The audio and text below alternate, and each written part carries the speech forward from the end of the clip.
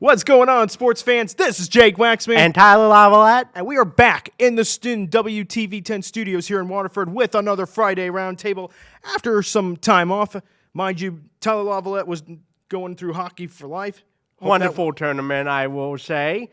Great fund over in Kalamazoo. Raised almost $300,000 if I'm remembering correctly. Awesome. Fun times. Awesome stuff, man. And I was just in Alabama with family, catching some fish. So that's, for those of you who were wondering why there was no Friday Roundtable last week, well, me and Tyler were other places, but we're back this week, and we got a bit of a loaded plate for this week's Friday Roundtable. We'll start with the usual in the summer or springtime, baseball talk. Absolutely. The Detroit Tigers have finished a 6-game road trip in Cincinnati and Atlanta.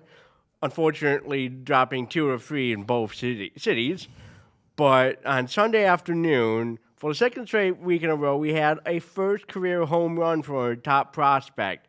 This time it was Taiwanese player Hao Yu Lee on Sunday afternoon, who hit his first career home run after being called up several days prior. Here's the clip.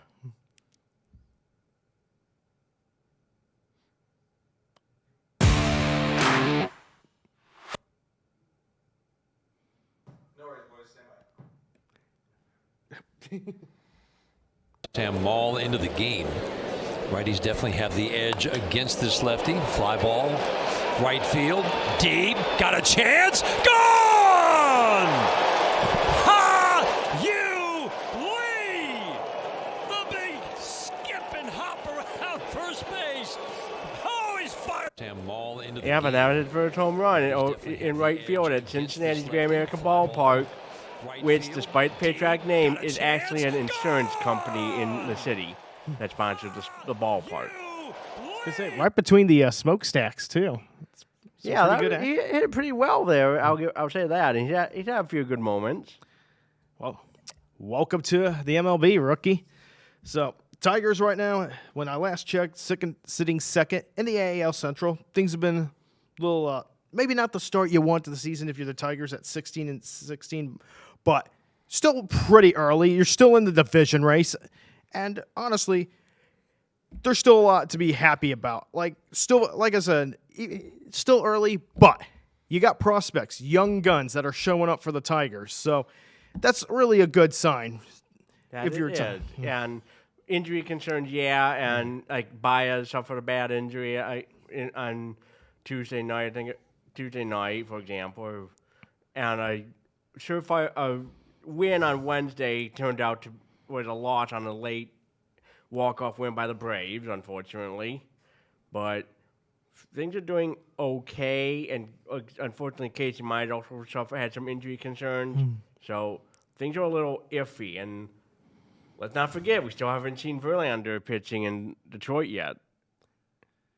Oh, man. I mean, we have seen him pitch, but just not from the home fans. I hate injuries. I hate them. And you know what? Makes sense as to where the reason the Tigers being at 16-16 when I last looked. Injuries, man. That never helps, whether it's early in the year or even in the postseason. It disrupts chemistry, and then you got to really start going in. Like if you're a baseball manager, you got to start going into overdrive, at least in your mind, about what lineups you're going to have. So Detroit facing some adversity early in the season, but thankfully, if you're going to face some adversity, better it happen like as early as possible when, at the marathon that we call the MLB regular season is really just starting. And the Tigers, they're second in their division. They're in good shape at the moment. Just got to, get healthy and get that chemistry, take it one game at a time. Meanwhile, you're going to in these next 6 games, you're going to have some decenter chances to do well. You got Texas starting this weekend. Then you got a 3-game series against Boston, who has not been doing all that well in the AL East and recently fired Alex Cora as well. So you got some good opportunities to to get things right and the weather starts to warm up in the state. And I'll just say this: as the weather warms up, the Tiger stripes will start to come in, and once they get healthy, I have no doubt that this is a baseball team in the Detroit Tigers that will start to get in a groove and start putting together a whole lot of wins together come May, June, July, or heart of the summer, if you will. So some work to be done for the Tigers, but they're not in bad shape. They're not in trouble. Just got to get over the injury bug, if anything, and take into account the warm weather. It's been cool here in Michigan, and when I was in Alabama, too, it was cool. This strange weather right now. Yeah. Early spring. Yeah. Boy, I'm not saying it's a polar vortex, but still, strange stuff. We'll just leave it at that. Yep. Speaking of catching heat, the Chicago Cubs, they struggled to start the year, but the good news is they are currently second in the NL Central with a record of 19-12. They put together a really nice winning streak. Had a bit of a rough go with the Dodgers out in Los Angeles, of course, but on the road. And they've been out west for the most part these last few days. Not only with the Dodgers, who they lost 2 or 3 against, but they ended up taking 2 or 3 against the other team, a little more southwards from Los Angeles and San Diego. Well, south in Southern California. SoCal. The Padres. So 2 or 3 from the Padres, and unfortunately lost 2 or 3 at the Los Angeles Dodgers. All right, it was at Los Angeles. Never easy to go and play against those Dodgers. Never easy at all. But I do have good news. They have just beaten the Arizona Diamondbacks 6-5 back in the friendly confines. I was going to say, last I checked, they were up 6-1, and we're looking pretty good to take game 1 of this next series. The Cubs are, of course, this is the first game of three for the Cubs and the Diamondbacks this weekend, and good win on a Friday for the Chicago Cubs.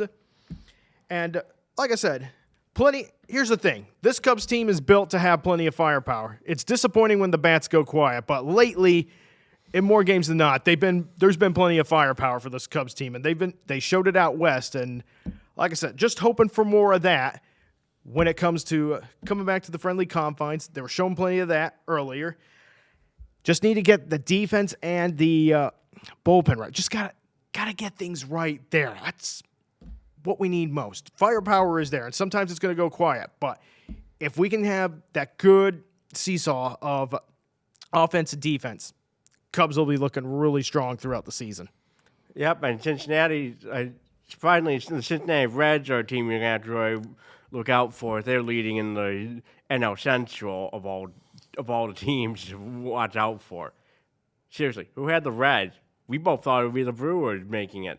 They're towards the bottom. Okay, I overlooked the Reds. All right. Again, I don't claim to be a baseball knower. All right, I hear ya. I'm just telling you guys that, but there was a part of me that said, okay, the Reds, they could be at least a wild card team, but yeah, they're exceeding expectations thus far, and quite honestly, I'm happy for them. And honestly, here's the thing.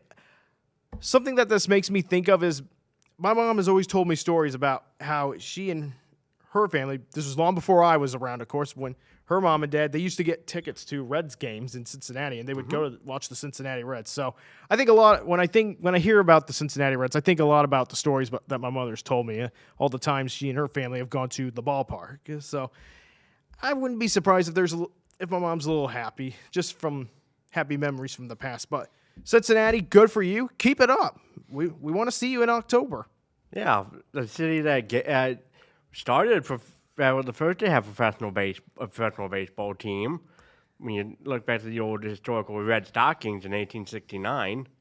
Absolutely. And of course, after all, as we just saw in that clip, they're the ones who got the ballpark with those 2 steamboat smokestacks. That's really nice architecture. Yep. Right through along the Ohio River, too.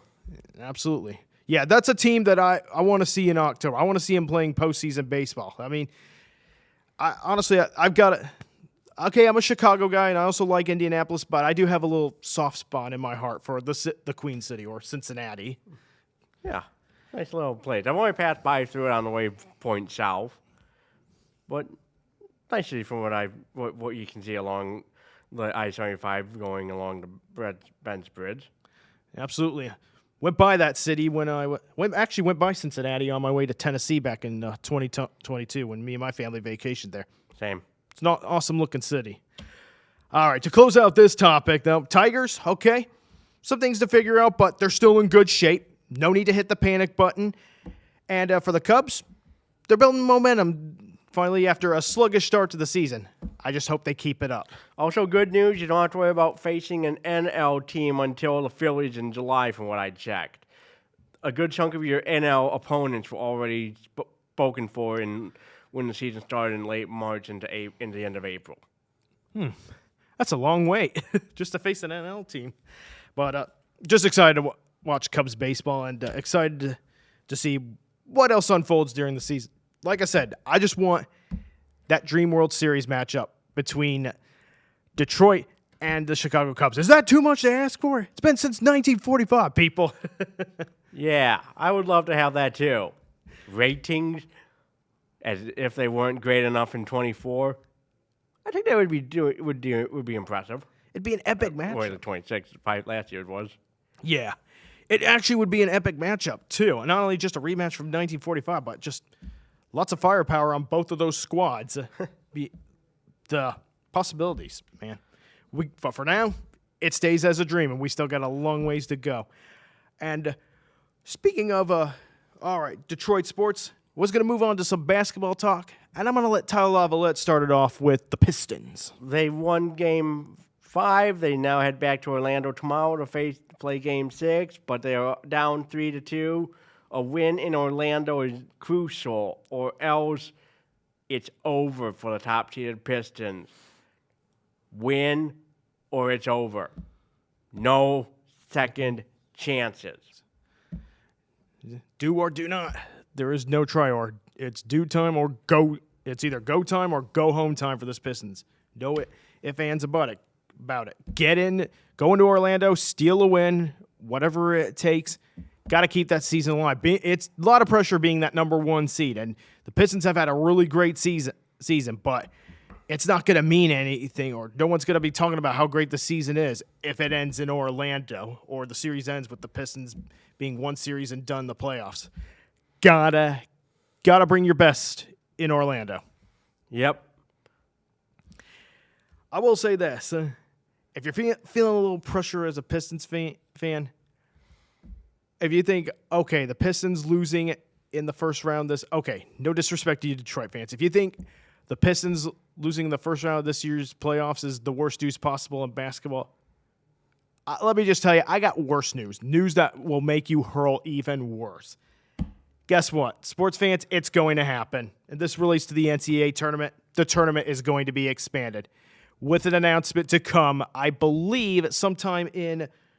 So I want to give credit to ESPN. They're the ones who have, a lot of various sources have broken this story, but ESPN's given a bit of the details that guys like me and Tyler are looking for. So nothing official yet, but the NCAA has initiated the final steps towards expanding the NCAA tournament from 68 teams to 76 teams.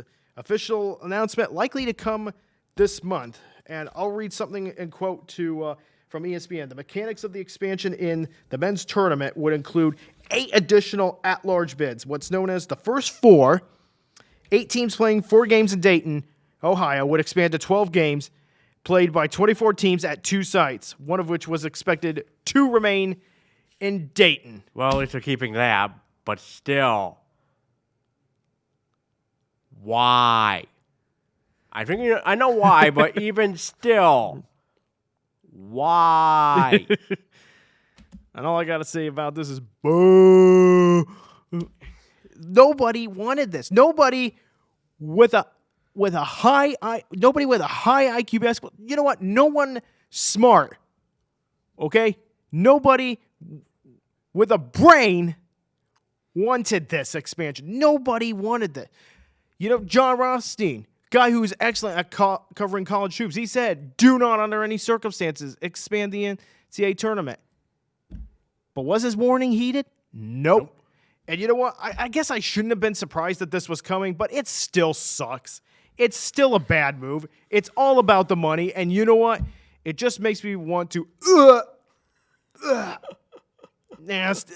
I don't like this, okay? Granted, they did it by expanding the First At-large. four. Yeah, the at-large and, the sites for playing like first four or expanding the first four. Maybe that was the best way possible that they could have done it, but nope, not liking this. Not great, Bob. I'm just done with this.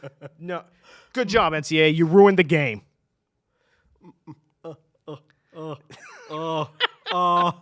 I can't even keep a straight face. I feel your pain, Tom. I can't even see a straight face and be disgusted by what I am. Okay, I am definitely disgusted and can keep a straight face, but still, I am not happy about this. Yeah, you keep some of the games in Dayton. Good. But then what else is going to happen? And when did this begin? Next year? 2029 tournament? We need to know when it's going to happen so we can start to feel like let the outrage seep in out of our bodies. I think I might be able to tell you, Tyler, when this is going to happen, and you're not going to like it. This next NCAA tournament, I think officially is going to be the first one with this new expanded tournament. And sports fans, look, I'm just going to be honest. I just want to bang my head on the table right now. But I'm not going to do that because you guys do not want to see me get injured on the set here. Same. Honestly, it's... Why, NCAA? Why? You knew this was a bad move. You knew nobody liked this. Yet you still had to go ahead and do it anyway. You got all sorts of problems to solve with college sports, such as the transfer portal, NIL, eligibility, and now you've just added one more problem, and that is an expanded tournament. Get ready, folks, for teams that are going to be around 500. Get ready, for example, for 18 and 15 Indiana to make the NCAA tournament. Well, if you're an Indiana Hoosiers fan, this is great for you. Your team's finally going to make the NCAA tournament. Forget about your resume and all that stuff. If you have a 500 record, you at least will have a chance to play into the NCAA tournament. Or, for example, if you're Auburn, this is also good news if you're a team like Auburn. They're going to get it. They would have gotten in under this format. So just to name a few teams. Yep. We already had enough problems as is deciding the best 64 teams. The last 2 years, we have had enough trouble deciding who were the best 64 teams. In fact, I don't even know if there were 64 teams that were good enough to make the last two NCAA tournaments. We've just complicated this problem even worse. I'm just disappointed right now, sports fans. I can't. I'm out of thoughts. I'll say this. March Madness, more like March Sadness. I got one more thought. You all heard of the video montages at the end of the NCAA tournament called One Shining Moment, right? Yep. Well, for the NCAA, this is not a one shining moment right here. Hardly. This is pretty much one darkening moment where the spotlight was dimmed.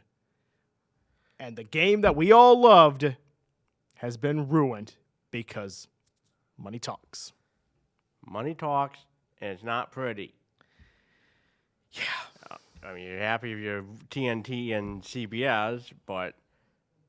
And with the planned Warner-Paramount merger, that could very well happen if that gets approval, putting it all under the Paramount umbrella. But even still, if you're Paramount, you're happy, but for the added game inventory, but... Yeah. All right. I'm going to just shift gears so me and Tyler could talk about something with a little more positive energy. And our next topic, we're going to get right to the Stanley Cup Playoffs because, wow, it never fails to disappoint. The playoffs never fails to disappoint. So here's what we do know. Congrats to the Minnesota Wild. They knocked out the Dallas Stars to win their first playoff series in, I think, over 10 years. And how about this? Golden opportunity for Connor McDavid and the Edmonton Oilers to win the Stanley Cup.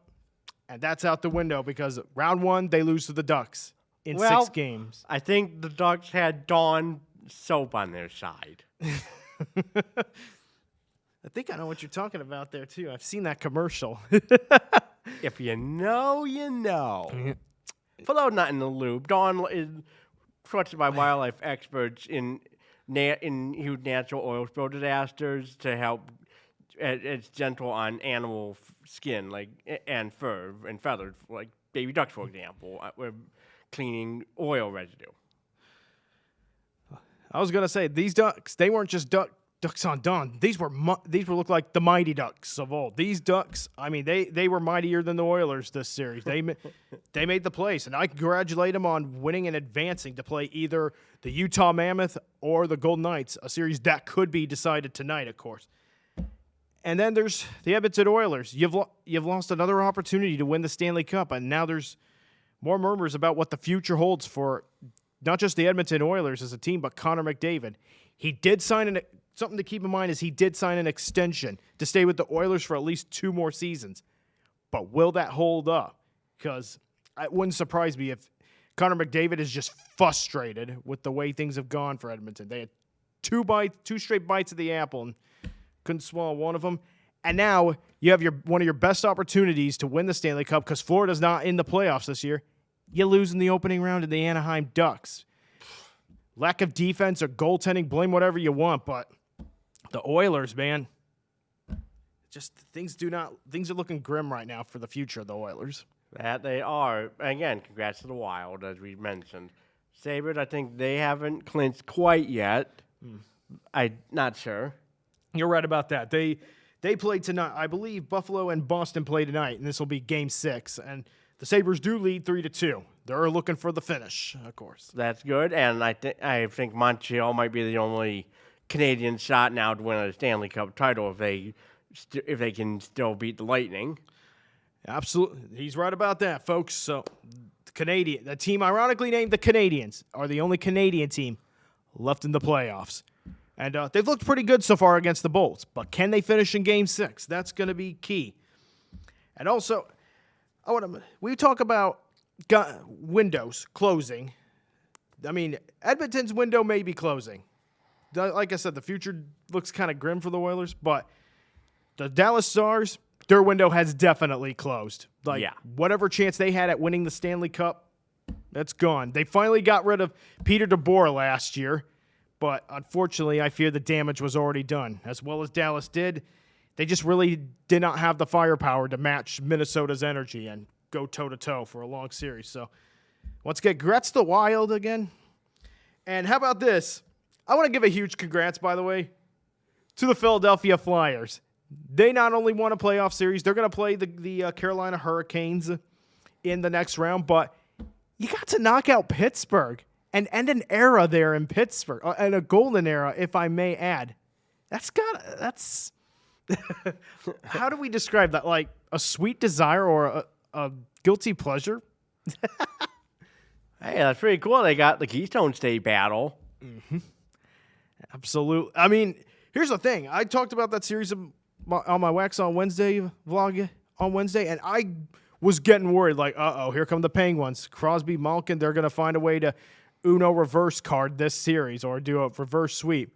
Wasn't meant to be. The Flyers, they hung in there tough at home and were able to score just 1 goal. But that 1 goal was enough to win them a series. And like I said, happy for the Flyers. The future looks bright there. And the Penguins, they're another team that looks like the sun is setting on this era.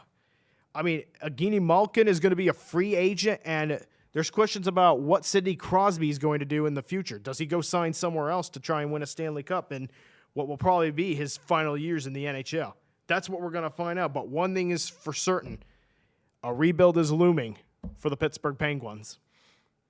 Yeah, things are changing always in the NHL. In the Stanley Cup playoff, you can make all the great plans you want, but it doesn't play favored or plays nice to you or any of those plans whatsoever. Hi, Edmonton. Nice plans you had there. It'd be a shame if they got destroyed in the first round. Oh, wait, they did. Their plans pretty much became a lame duck. Well, one team that does not look like a lame duck right now is the Colorado Avalanche. Of course, they already moved on, and now they await the Minnesota Wild. And, oh, man, that series is going to be juicy. That's going to be a great series. You got the youth of the Minnesota Wild versus the Stanley Cup experience from the Colorado Avalanche. You got Nathan MacKinnon, who's looking to redeem himself after Canada's gold medal loss to the U.S. of A.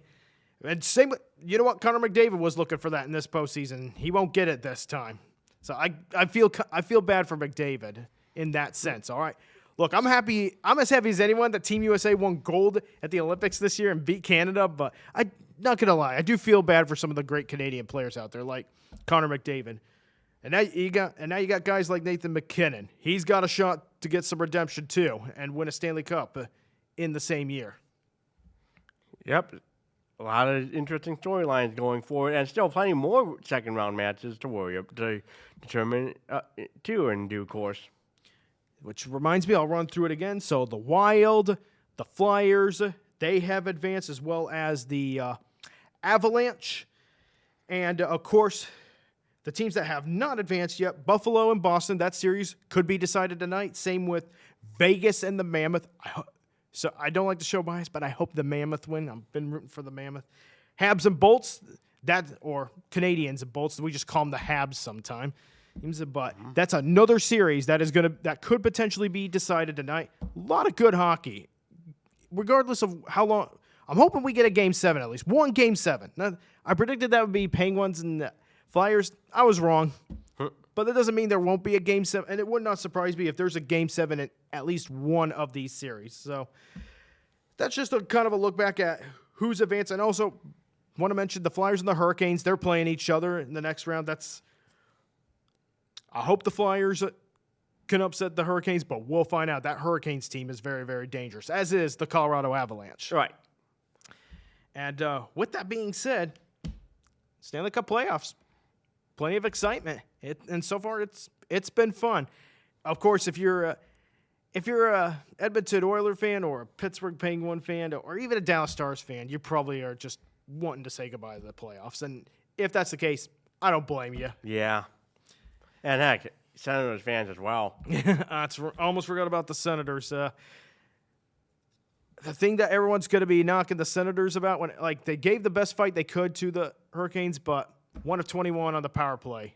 That's not going to help. Nope. Not at all. No, indeed. But still, plenty of exciting storylines in the final games of round 1 and going into round 2. As long as there is hockey, me and my man Tyler will be talking about it. Yep. Plenty of hockey. Yep. And finally, sports fans, it's the month of May. I love this time of year because there's a couple things going on. First, I'm going to start off with what's happening this weekend. For those of you who like thoroughbred racing, Kentucky Derby. I don't think we've ever talked about the Kentucky Derby on the show, have we, Tyler? Not really. I mean, it's with the way the Triple Crown schedule had been these days, it's a little hard to get to know if there's going to be any serious contenders for the Triple Crown, because you see a lot of scratches times the Kentucky Derby where may or may not be competing at the Preakness. Absolutely. So I guess I'll run through it real quick, what I know about the Kentucky Derby. Obviously, it's this weekend, about 5 o'clock on May 2nd. So Renegade right now, it looks like the odds-on favorite to win it. Or if you're betting on the favorite right now is a horse by the name of Renegade. And if there's an underdog that I think you guys need to watch, me and my family have been talking a lot about this horse. There's a horse out there called So Happy. Huh. My folks are really rooting for the horse known as So Happy to win the Kentucky Derby this weekend. So that's the underdog I will mention. So Happy. So just a quick mention, Kentucky Derby, of course, going on. Hope you folks enjoy that. And, of course, the month of May, if you're a motorsports fan, you know this as the greatest month of the year because you got a whole lot of events. You got Monaco and Formula. Nope, not this year. Oh, that I moved forgot. to June. The Monaco spot is now taken up by Canada. Yes. Sorry, guys, I forgot. Yep, I had a brain fart. I forgot that this is no longer Monaco's time of year. Nope, unfortunately. Yeah. But that being said, there's also the Coke 600 still in. Yep. Okay, I want to make sure I got that right. But the biggest race of them all, the Indianapolis 500 for the 110th time. And, of course, in May of all the times of the year. Here we are again. Happy month of May, everyone. Happy month of Indy. Really excited to see what unfolds in this race. So a couple things I want to take note of. Actually, I'm going to let Tyler spill what might be some good news for those living around the Indy area. Go ahead, Well, Tyler. first of all, there's the road course race next weekend, which, of course, isn't affected by blackout policies. There are reports of another situation where the IMS could be completely sold out for the greatest spectacle in racing. If this is the case, it joins the 2016, the COVID run August race of 2020 that had no fans, 21 and 23 to 24 and through 25 that had the blackout lifted, including the last minute blackout lift in 24 because of the rain delay. Because the 500, if you're in Indiana, if you're in the state capital of Indiana, had always been blacked out, like the old NFL blackout policies, to ensure the track has a full sellout. I will say, I've never been a fan of this blackout. Then again, I understand why the Speedway does it. They're trying to encourage people to come to the track. But hats off to the fans who have been stepping up and buying tickets to this race and finding ways. If it goes to 100%, the race will be shown around the areas around Speedway, Indiana. And for a guy like me who likes to travel down to that area for Memorial Day weekend, and I did this last year, that's good news for people around that area because that means you'll be able to watch the race if it reaches at least as darn close to full capacity as possible. But I will be keeping my eyes peeled to news outlets, social media sites, and the like, and report to you on anything that we hear from Doug Bowles at IMS. Thank you, Tyler, once again for that.